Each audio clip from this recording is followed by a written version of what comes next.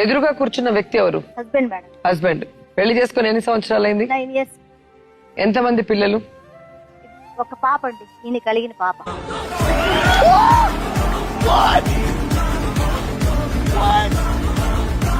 మరి ఇతనికి ఒకరు అంటే ఇంకెంతమంది భర్తలు నీకు? నాకు ఇంకో భర్త కూడా ఉన్నాడు. చిచ్చి, మీరు సిగ్గుపడకండి, చచ్చిపోవాలనిపిస్తుంది. ఇంకో భర్త కూడా నా జీవితంలోకి వచ్చి. ఎవరిచ్చారు? అది నేనే ఇచ్చాను. ఏం ఫీల్ ఉండదు మామయ్య. ఇతనిలో ఏం నచ్చి చేసుకున్నావు? యాక్చువల్ గా ఈ మనిషి అయితే ఆ రోజు నచ్చలేదండి. బాగా చూసుకుంటారని.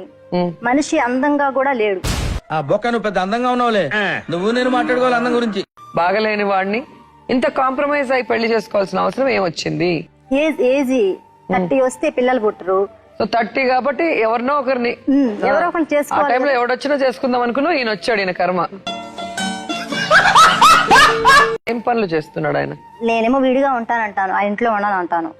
సరే విడిగా ఉన్నా కూడా మనసు మారదు. ఇండిగా ఉన్నా కూడా అతనిలో నాకు మనసు కనపడతలేదు. మనసు దాని కలర్ ఏంట్రా? దాని సైజ్ ఏంటి? దాని రుచి ఏంటి? వాసన ఏంటి? ఆకారం ఏంటి తెలుసా? వెతవన్నారా? వెతవా సన్యాసి వెతవ. రెచ్చగొడితే రెచ్చిపోతావా? రెచ్చగొడతా రెచ్చివాడు అంటే మరి అది నీ చేతుల్లో ఉండాలి. రెచ్చిపోతారండి కొంతమంది.